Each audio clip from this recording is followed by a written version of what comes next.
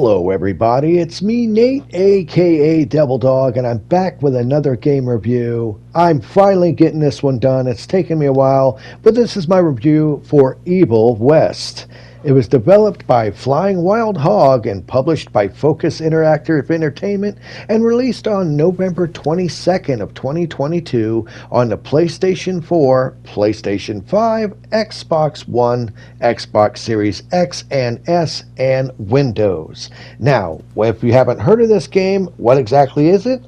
Well, it's a third-person melee shooter game where you go around as a vampire hunter named Jesse Rainier, or Rentier, or whatever. I always say his name wrong. As you punch, kick, pistol whip, shoot your pistol, your rifle, and doing combos against all kinds of different vampires and monsters.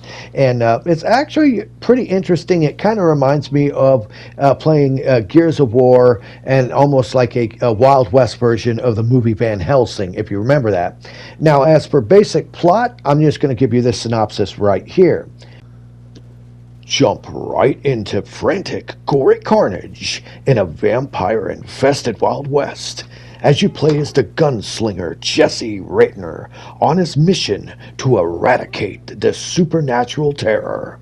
As the star agent in his father's undercover monster hunting organization, his fight is also a personal war against the nightmarish leading figures of the vampire world. Take on Jesse's role as the final line between humanity and the vampire threat. Rise up to become a Wild West superhero and save the United States. Yeah, that's the overall plot synopsis of this game.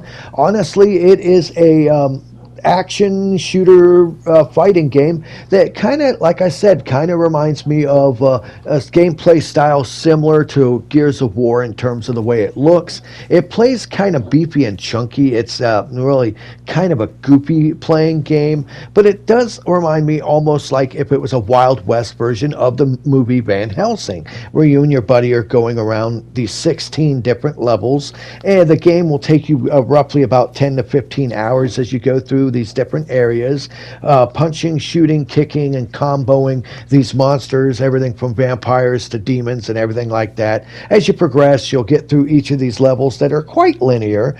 Most of the levels aren't really that branching, which I don't have a problem with a game that doesn't have branching levels, as long as they visually look appealing. Now, some of the levels in this game look really, really good, while others look really dark and muddy, and I'll explain into that something I have to do with the fact with the graphics mode of this game.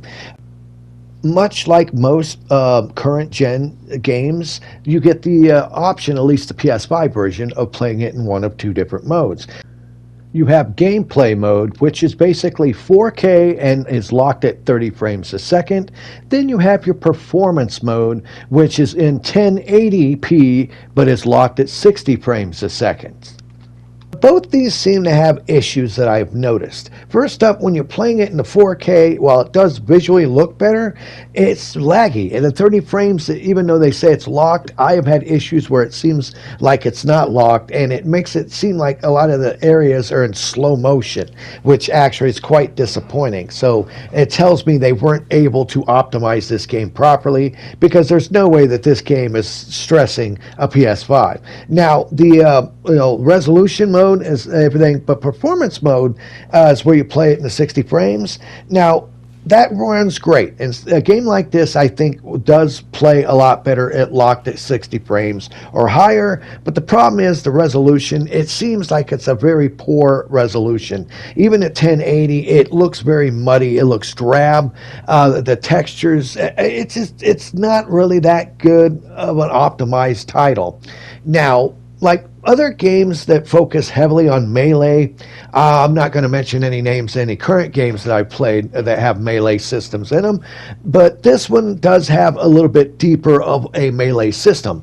You have everything from your be able to counter, you can block, you can roll out of the way, you have different punch variations and upgrades to your punch with certain items you get from like even Wolverine claws to stuff like that, and combining that together with your different weapons you have have, and your ability to interact with some of the items in the background in the area. Like you can super punch an enemy and knock them into an item that can kill them or blow them up or knock them off a cliff. There's certain areas as you progress where you can like hop over areas, jump down certain things, and it basically consists of just a glowing icon on screen to let you know, hey, you can do something here. And when you get there, you'll either jump up, jump down, or it might like actually have an icon appear that you tap your button to use like a whip to jump across an area or something like that. So it's not really that super deep, especially in terms of the combos and stuff. As you go through, you do naturally have a upgrade system with your weapons and your character. As you level up with experience, you can unlock new perks, new abilities, new additional moves thrown into your quote combos that you can have with your punching and your gunplay. And it's nice. It adds a little bit to it, but it's certainly not deep. It's not like Devil May Cry or nothing. This, like I said, it's a fun game. It comes off as almost like a rather arcadey game where you just go around punching and beating the crap out of enemies, shooting them, destroying them like God of War style with like these finishers where you take their own weapon and like cut their head off with it. And honestly, it's not bad, but it comes off as like a double A style game. It does not come off as a triple A style game. It still plays pretty decent, at least when you put it on the performance mode and not the visual mode. I did like some of the environments I went through, while others I thought were too bland and dark. And the other thing I noticed is this does have CGI cutscenes, so when you're playing it on like a current gen system, you can obviously tell that it goes from the actual in-game graphics to CGI cut screens and back. And it's nothing bad. It's just I kind of wish that maybe since this was CGI, they could have got the lip syncing a little bit better. It's a little bit janky on that end of the spectrum, I would say. Now, if you figure the other thing with this is it does come with a multiplayer mode, but it's kind of a lame one. It's still decent, but it's got some issues. It's basically a co-op mode that allows you to play with one other friend through the whole campaign mode. And the thing that is kind of goofy about it is only the host actually progresses through the story. Now, what I mean is if you're the host, you have someone else, they're basically a tag-along. Wherever you're at in the story is where they're going to be. So you control what part of the story you're going through. And the thing is also, I think maybe I noticed this, I could be wrong, but I don't think the second player gets to keep any of the upgrades or anything they get through the co-op mode, other than the bucks, the money that you get. That's shared amongst both people, and you do get to keep that. But if you level up, I don't think you get to keep your level up or anything if you're playing as a partner in the co-op mode. I think only the host gets that, which I think is kind of a disappointment. And the other thing is they don't really make the game any harder other than scaling the enemies up a little bit more to make them a little bit more dangerous and able to take more damage in order to make the two-player game, function a little bit better. But other than that, that's really the only thing about the co-op mode I'd have to say is I don't really like it. I don't, because it forces you to have to find a friend of yours who has the game to actually play it. It doesn't seem to have like a lobby matchmaker that allows you to actually open up and like have an open thing to find somebody else. It strictly seems to only let you pick one of your friends you already have if they happen to have the game to play you in the co-op, which I don't like that as well. I think that's kind of a poor co-op design. It's neat it's got co-op, and it's neat it works, but honestly, I'm kind of disappointed with it. Now, you figure once again, this game is roughly 16 levels long and will take you anywhere from 10 to 15 hours to get through it. So it's a pretty decent length of the game. And the price is kind of odd, too. It's the same price on every single system. There doesn't seem to be an upcharge for the PS5 version. It sells for $59.99, but currently right now they are having a deal on the PlayStation Network that you can pick it up for $47.99. So the price of it has went down quite significantly, and I think that's probably because don't get me wrong, it's not a bad game. It's just, once again, this is a average game. It has a neat premise to it. It looks kind of neat. I do like the characters as they progress through, and your weapons and your abilities, and I really like the designs of the enemies you fight, especially the bosses. They're definitely cool looking. It brings back some vibes of like a Demon Souls, Dark Souls sort of thing, even though it doesn't play like that. But you can have permadeath and some other features if you turn the difficulty way up.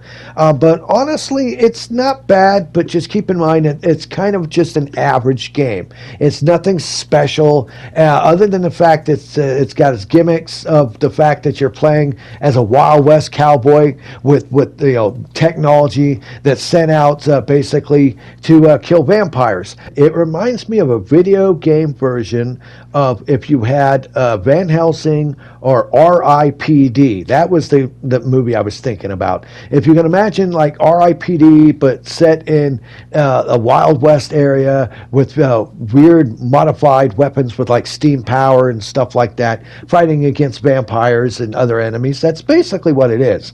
It's not a bad game. It is rather fun to play. I do like mixing it up with the combos of like doing a super uppercut followed by a punch to send them flying back, kick them in the chest, do a rollback, pull out my pistols, parry them, juggle them in the air, finish them off with my rifle.